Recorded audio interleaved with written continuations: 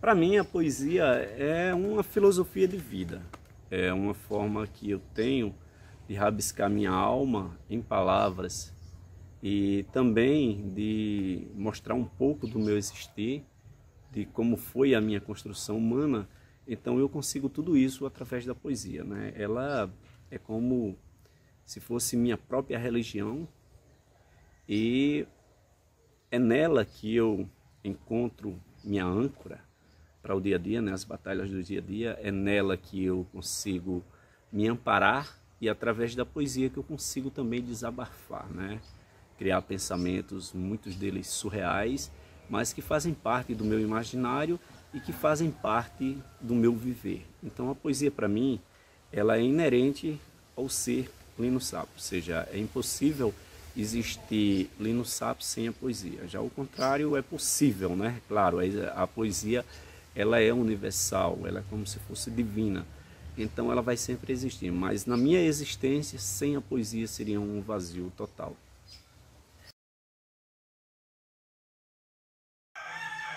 A minha influência, ela começa já na infância, né? O meu pai, ele gostava muito da literatura de cordel e ele ia para as feiras, ele trazia aqueles livrozinhos de folheto que a gente chamava de romance.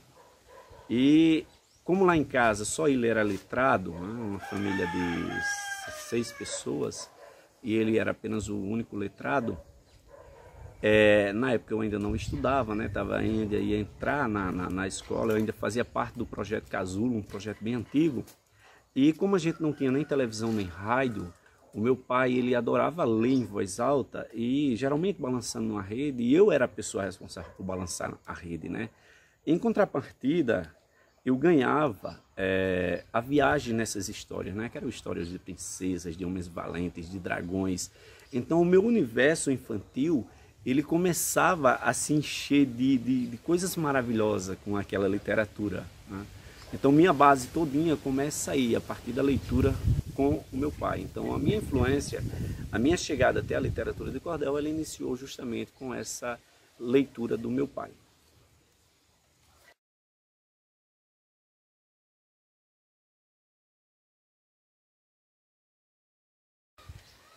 Cachoeira do Sapo na verdade, não só o meu berço criador, né? Como toda a minha fonte de inspiração, né? Foi a minha maior escola. Eu nasci em Cachoeira do Sapo, no ano de 1981. Os meus pais, como uma espécie de retirante, né? Ficavam saindo de cidade em cidade. E chegam em Cachoeira do Sapo, já trazendo a minha irmã, mais velha, né? Já nascida, e eu ainda vinha na barriga. E eles encontraram uma escola abandonada e foram morar nessa escola. E lá eu nasci, né? Eu me criei em Cachoeira do Sapo, então toda a minha construção poética, toda a minha experiência, ela vem de Cachoeira do Sapo, né? É a simplicidade daquele povo, é a bondade daquele povo, é as histórias que eu ouvi daquele povo. Então é muito difícil eu ter que dividir o poeta deixando de lado a minha cidade de origem, não tem como, né? Aonde eu vou, tudo que eu coloco na minha poesia tem um quê, tem um pé dentro de Cachoeira do Sapo. Isso para mim é muito importante porque é como se fosse uma prova de respeito e de amor à terra onde eu nasci e cresci, né? E eu me sinto muito feliz de hoje poder, né? Inclusive carregar no meu nome, o poeta Lino Sapio, o sobrenome da minha terra. É por isso que muita gente me pergunta por que você se chama Lino Sapio, né? E o Lino Sapio é justamente por isso, porque eu nasci em Cachoeira do Sapo, um povoado com 700 habitantes, que na verdade é um distrito que pertence à cidade de Riachuelo, no Rio Grande do Norte, né? Então é uma cidade que foi o meu primeiro amor, né? Minha primeira paixão foi Cachoeira do Sapo. O meu primeiro poema foi feito para Cachoeira do Sapo e hoje eu levo ainda Cachoeira do Sapo em todos os meus poemas.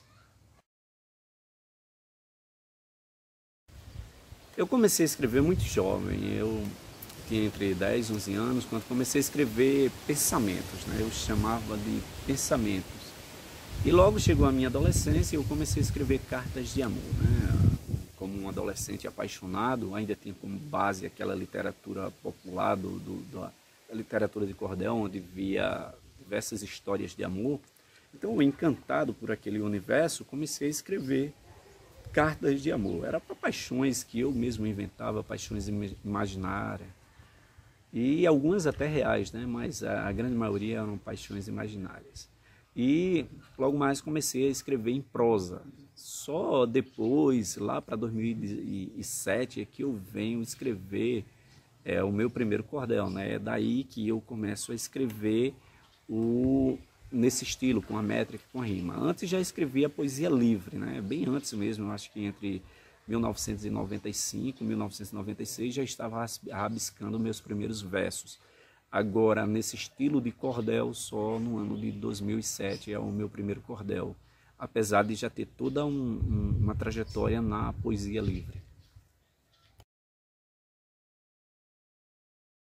Meu primeiro contato com a arte foi já desde criança, né, dançando quadrilhas de escola, mas quando eu tinha 8 anos eu participei de peças de teatro junto com um cara muito envolvido com a cultura lá do meu interior, chamado Pedro Teixeira. Ele criava peças de teatro e a gente participava dessas peças. Então, aos 9 anos, 8 anos, peça de teatro. Também no mesmo tempo comecei dublando dança, né? Inclusive cheguei a dublar latino, era bem interessante na época. Eu dublava o latino em apresentações culturais e também nos arraiais, né? Eu, junto com outros colegas, a gente dançava no Arraial do Sapo, né? Que foi uma das quadrilhas matutas criada em Cachoeira do Sapo, que teve uma grande expressividade, né? A gente conseguiu disputar vários festivais e isso deu uma base muito boa dentro da arte, né? Logo mais também eu participei da banda Mil Bis ainda quando eu era criança, né? Era uma banda velha daquela de fundo de quintal lá em Cachoeira do Sapo. A gente não tinha nenhum instrumento de verdade, todos eram feitos por a gente, eram latas, alguma coisa que a gente utilizava. Mas a gente se apresentava e tudo, né? Chegava a se apresentar no mercado com essa banda. E isso acaba tirando um pouco da nossa vergonha de estar no palco, né? E depois de adulto, participando dos saraus, de várias apresentações culturais, inclusive do Encontro de Sanfoneiro, que é realizado pela UEPB. E isso que me deu essa base artística, né? É daí que eu tiro minha base artística.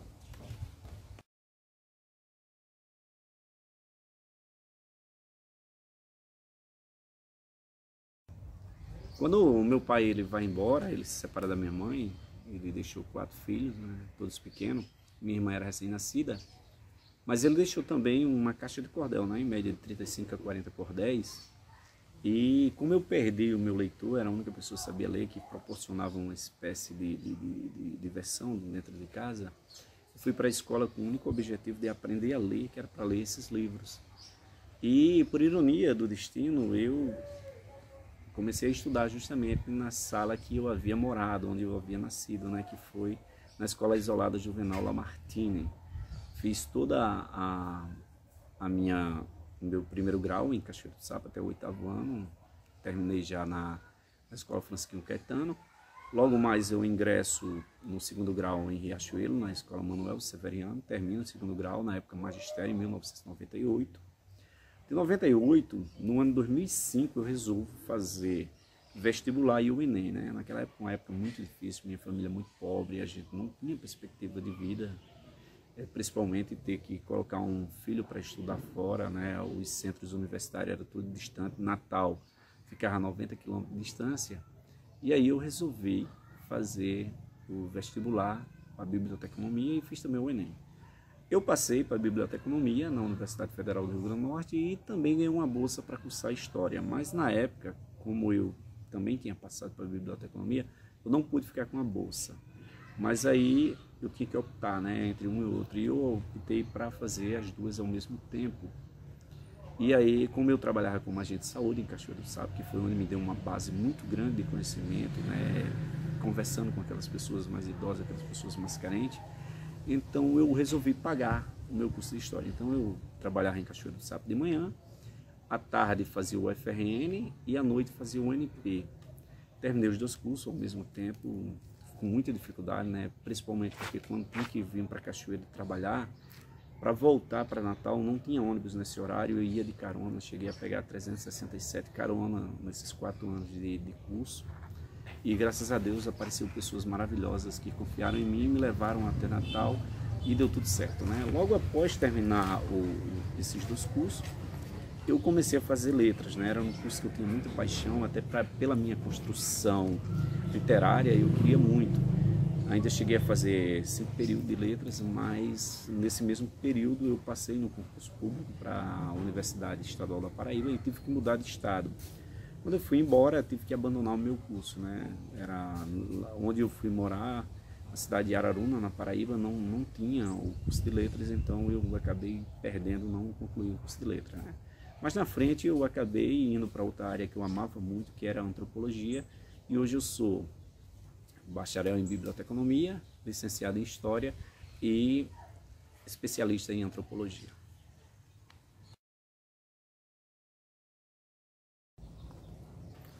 As caronas foi o momento de maior aventura da minha vida. Como eu estudava e trabalhava, então, para vir de Natal para Cachoeira trabalhar, eu vinha de ônibus, né? Eu comprava a passagem minha estudante e para ir eu tinha que ir de carona, porque tinha 2 motivos. Primeiro, porque não havia ônibus no horário, assim que eu saía do trabalho, de 11 horas, né? E segundo, porque como eu tinha que pagar uma das faculdades, o dinheiro que eu ganhava como agente de saúde não era suficiente para custear a faculdade e as passagens. E aí o que eu fazia? Eu tinha que ir de carona. E eu tive que desenvolver algumas habilidades, né? Eu comprei logo uma camiseta verde aqui com o nome da UFRN. E vinha só com um caderno. Aí ficava num quebra-mola. Aí ficava pedindo carona. E os carros passavam, por favor, amigo, me leve até Natal, estou indo para a universidade. E aí muita gente parava, muita gente boa, gente. Eu peguei muita carona com pessoas agradáveis, com pessoas que fizeram valer a pena a nossa viagem, com histórias de vida maravilhosas. Alguns foram me deixar diretamente dentro do campus universitário, outros que iam para sentido de Recife, me dava dinheiro para eu continuar a viagem, eu dizia, não precisa não, aqui já tá, não, eu quero contribuir com você. E aí foi um momento muito bacana, eu saía da Campus 2, que era a residência que eu morava, né, no apartamento 15, e eu saía logo cedo, 5 horas da manhã, pegava o ônibus lá no antigo Machadão, chegava em Cachoeira do Sapo, 7 horas, trabalhava, de 11 horas eu saía do trabalho, tomava banho às pressas, me arrumava, pegava o caderno e corria para BR, aí já tinha um esquema. Se chegasse 12 horas, minha mãe mandava minha sobrinha ver se eu ainda estava na pista. Se eu estivesse na pista, ela mandava meu almoço. Eu almoçava na pista mesmo. Se caso eu não tivesse, beleza, eu almoçava no restaurante universitário quando chegasse em Natal. Muitas vezes nem almocei. Tinha muitos colegas meus, um pessoal que trabalhava nas barracas, Márcia, Jéssica, Teté, que eles também, quando parava algum conhecido deles, eles diziam, leva esse menino é daqui, é um estudante. E graças a Deus eu tive o privilégio de andar com 367 anjos, a quem eu sou muito grato mesmo. E hoje é um exemplo de bondade que eu levo para o resto da minha vida, o que essas pessoas fizeram por mim.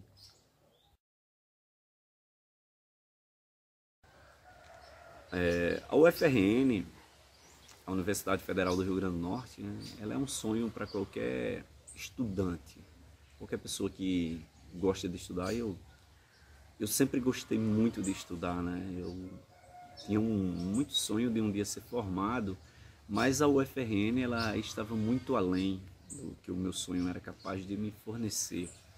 Eu lembro de um grande professor que eu tive, por nome de José Albano, que ele falava muito na UFRN e eu ficava pensando, meu Deus, como é que nós, filhos de pessoas pobres morando no interior desse, vai chegar até a UFRN?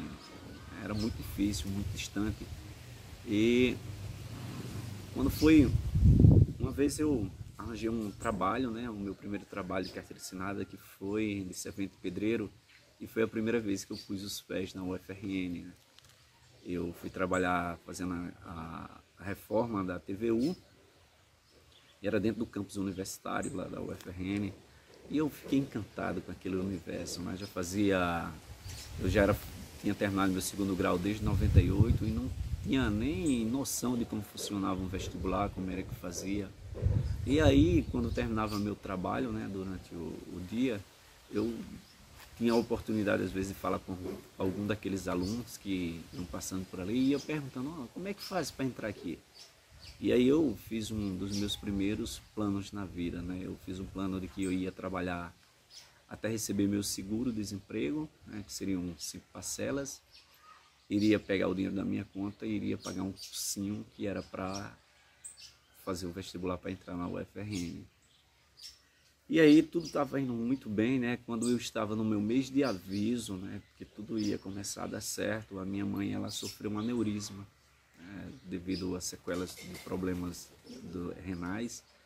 E aí o dinheiro que a gente tinha e o que a gente não tinha, a gente acabou gastando. E aí foi pelo ralo o meu sonho de fazer o possível para entrar na UFRN. Mas aí eu, com a cara e com a coragem, mesmo vindo de escola pública, né, tendo estudado nas escolas de Cachoeiro do Sapo, de Riachuelo, eu disse, não, eu vou fazer esse vestibular. E aí minha mãe conseguiu um dinheiro emprestado, né, depois da sua recuperação. E eu fiz a minha inscrição no último dia, foi uma coisa muito difícil e até hilária, porque eu corri para Natal no último dia para fazer essa inscrição. E quando eu cheguei, eu só tinha dinheiro para voltar e para pagar a inscrição, que era R$90. E tinha que comprar um caderno que falava sobre a sua questão socioeconômica. E eu não tinha mais uns R$5 disponível para comprar o caderno. E aí eu disse, meu Deus, o que eu vou fazer para fazer essa inscrição? Aí fiquei aguardando, chegou um rapaz, né, para fazer a sua inscrição. E aí ele trazia um caderno. Aí eu fui, né, na humildade, eu falei para ele, olha, eu não tenho dinheiro, sou do interior, tem como eu olhar junto com você no seu caderno? Não, tudo bem, pode ver. E aí ele ia fazendo o questionamento dele, né, ia respondendo e eu ia respondendo o meu. E aí deu certo, né, eu passei e vim estudar na UFRN, né, foi um grande sonho realizado. Eu me tornei o primeiro cidadão de Cachoeiro do Sapo, tendo estudado somente nas escolas de Cachoeiro do Sapo do município, a entrar na UFRN, né? Fui o primeiro saindo realmente de Cachoeiro e das escolas do município. E aí, graças a Deus, foi uma alegria imensa ter pisado na UFRN como estudante, ter ido morar na residência universitária, onde para mim foi uma das maiores escolas que eu tive, né? Ter conhecido outros guerreiros que vinham do interior do estado também, que tinham passado pela mesma situação que eu, mas que via na educação uma forma de mudar de vida. E aí foi de uma grandeza imensa, incomparável.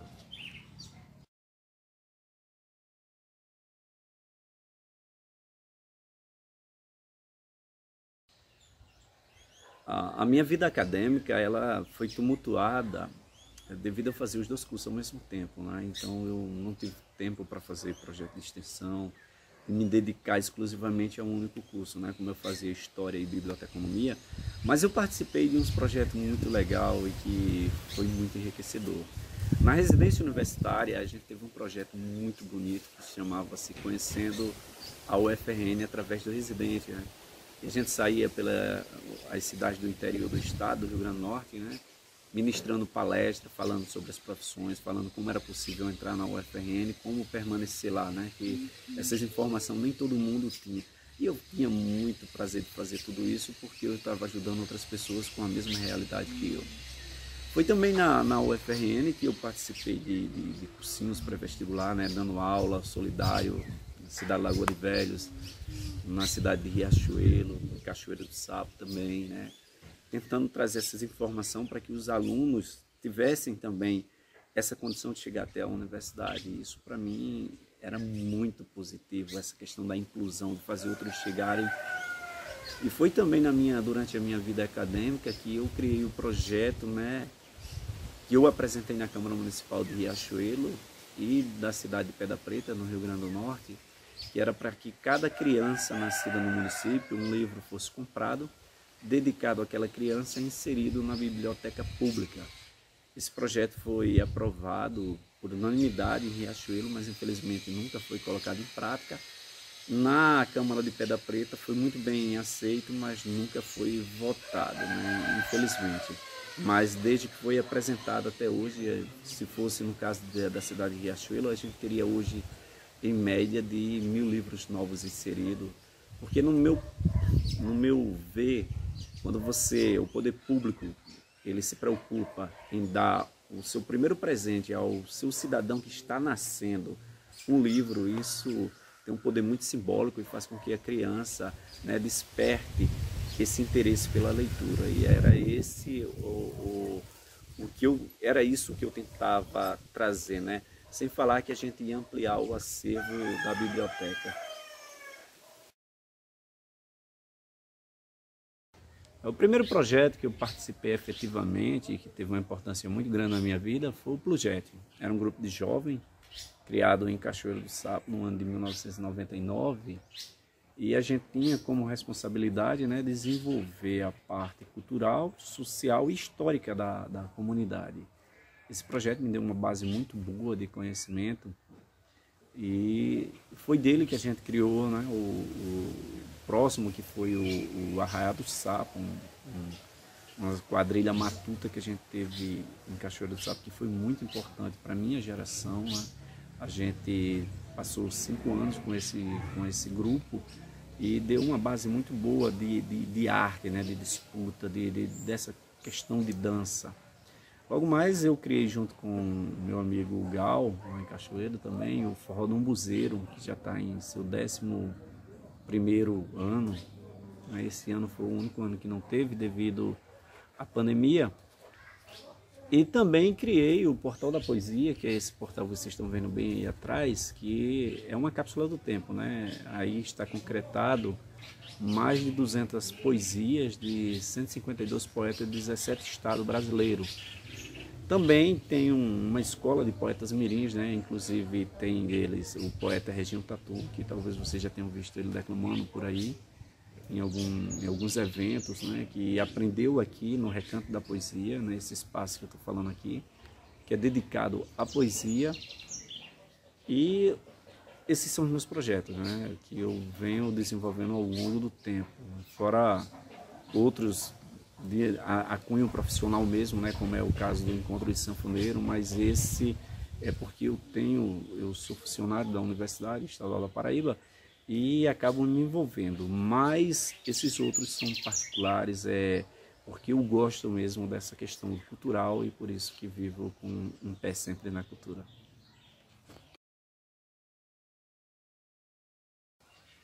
A pobreza é o capítulo mais negro da história da minha família, né? Assim como de tantas famílias brasileiras, de tantas famílias nordestinas, de tanta família sertaneja. E particularmente na minha, né, que tive meus sonhos castrados por esse motivo. A minha família, meu pai e minha mãe, eles se casam sem nenhuma organização, como tantos casais de antigamente, né? Simplesmente juntam os pratos, a rede e sai pelo mundo, morando de favor numa casa aqui no Tripular. E assim foi constituída a minha família, né, até a gente chegar em Cachoeiro do Sapo. E quando a gente sai da escola, onde eu havia nascido e morado por quase um ano, a gente foi morar em outras casas da comunidade, e até que a gente tivesse condições de ter nossa própria casa, a gente conseguiu morar em 12 casas e um pé de árvore por um dia, né? Isso mostra o quanto que a gente andou. Eu morei praticamente em todas as casas de Cachoeiro do Sapo, todas as ruas em Cachoeiro do Sapo. E em meio a isso, vem também a exclusão, né? Porque eu lembro que, como criança, diversas vezes, diversas festas infantis, eu ficava de fora, muitas por não ter dinheiro para levar um presente, ou simplesmente não ser bem aceito naquele local. E quando meu pai vai embora, né, ele deixa minha mãe com 5 filhos, todos pequenos, e naquele lugar que era até então um lugar que a gente estava chegando, que estava nos recebendo, a gente não tinha parente, a gente não tinha outro emprego, nenhuma fonte de renda. Então a nossa pobreza, ela se multiplica, né? Fica uma coisa pior. Mas a minha mãe, muito guerreira, né, trabalhou em tudo que era possível na batalha, lavava roupa para um, ia plantar no roçado para outro, sempre fazendo alguma coisa para ganhar dinheiro para levar para casa, né? Eu já muito jovem, né, desde pequeno, 8 anos, já comecei a trabalhar também para tentar ajudar, sempre vendendo alguma coisa, parada de ônibus, nos circos, din-din pela rua. E aí a gente ia se mantendo, né? Chegou uma época que ofereceram para minha mãe um emprego de gari, né? Para ela varrer as ruas de Cachoeira, ganhando meio salário. E aí minha mãe topou numa boa. Aquilo pra gente foi muito bom, porque o pouco dinheiro que ela ganhava já era o suficiente para colocar alguma coisa para comer dentro de casa, né? E quando foi com o tempo, teve um concurso público e interessante, tinha 2 vagas para gari e pouca gente se inscreveu para esse cargo em 1996. E minha mãe foi e se inscreveu, mesmo sendo analfabeta. Ela disse, não, vou lá e vou cumprir o gabarito. E se inscreveu apenas 2 pessoas. Não tinha ponto de corte e minha mãe acabou passando no concurso mesmo sendo analfabeta, né? E aí nossa vida deu uma mudada muito boa, né? Ela passou a ganhar um salário e a gente começou a viver um pouquinho melhor, né? Ainda com muita dificuldade, já que era um salário dividido para 6 pessoas, mas foi daí que começou as coisas a fluírem, né? E eu, paralelamente, ia trabalhando no que podia, né? Eu comecei como vendedor de pirulito, eu em circo, naquele circo que ia chegando na rua. Depois em parada de ônibus eu vendia confeito, vendi muito pastel também em parada de ônibus, juntava base, trabalhei fazendo carvão, trabalhei fazendo tijolo, trocando mato, o que aparecesse, né? O que a gente chamava de diária. E um dia eu tive a oportunidade de ser servente de pedreiro numa construção civil lá em Natal, né? Que foi o meu primeiro emprego de carteira assinada. E é isso.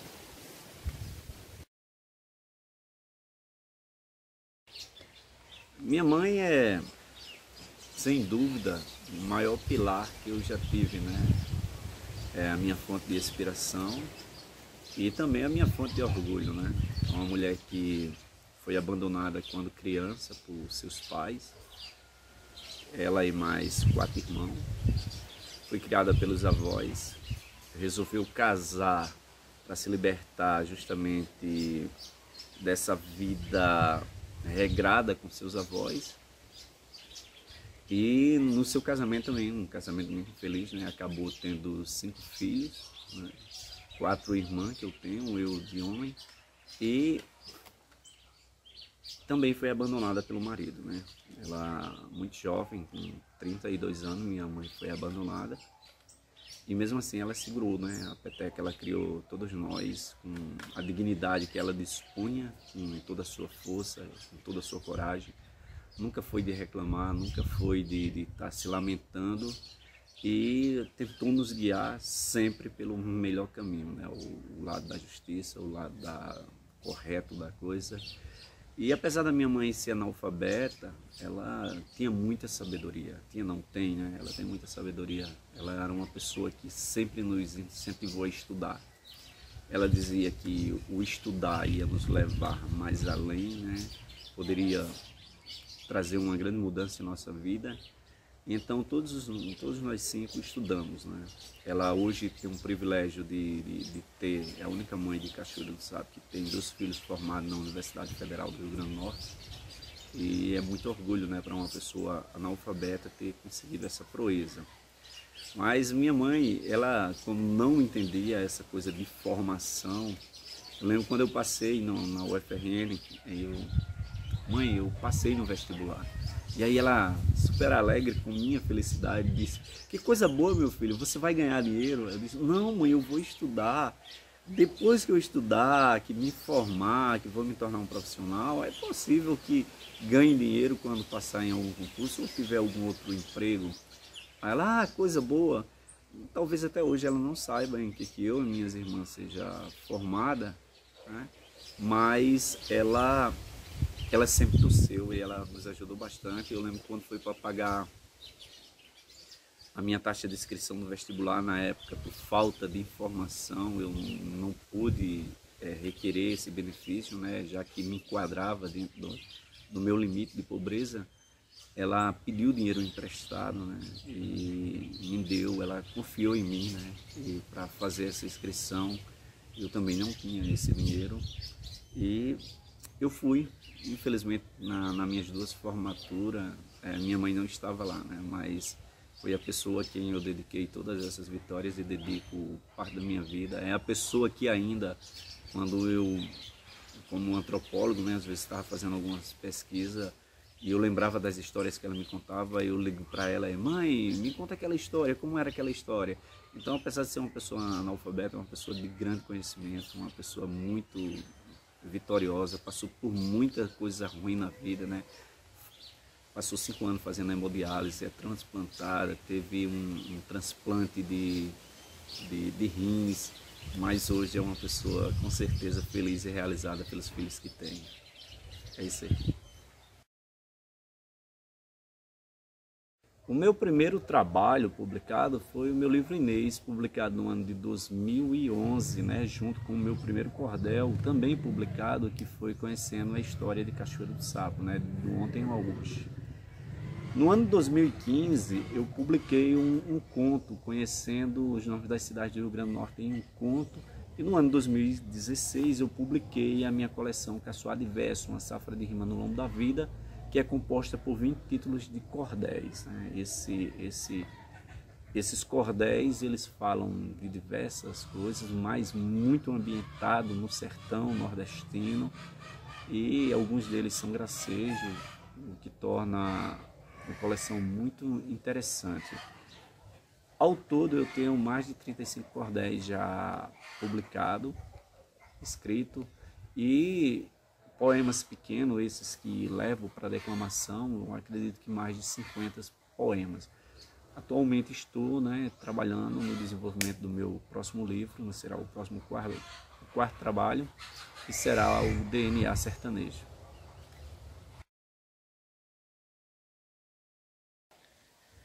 A poesia, ela me deu coisas que eu nem imaginava, né? Primeiro, ela me deu uma sustentação psicológica, emocional, né? Ela mudou muito parte do meu ser, e eu cheguei à Academia de Cordel do Vale do Paraíba, né? Eu sou cadeira 40, né, do patrono Firmino Teixeira do Amaral.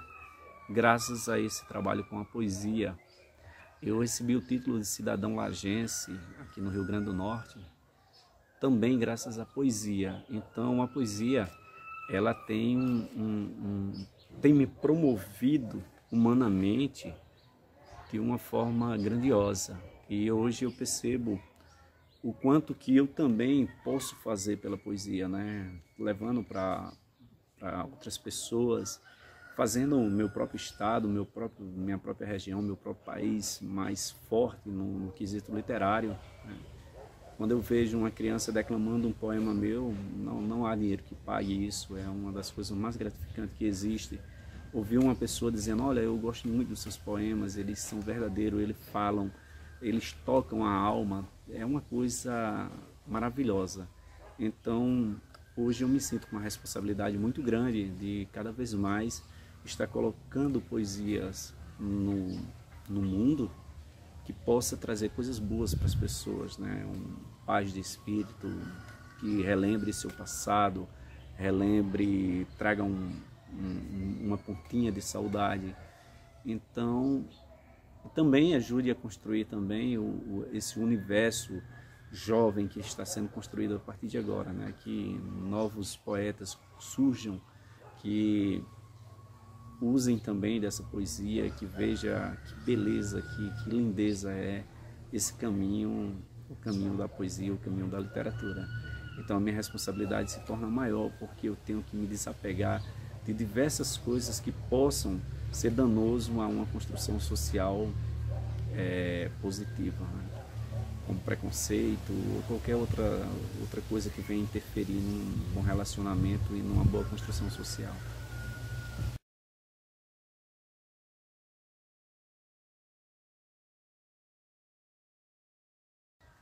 O meu sonho é que cada ser humano pudesse ser transformado pela poesia, né?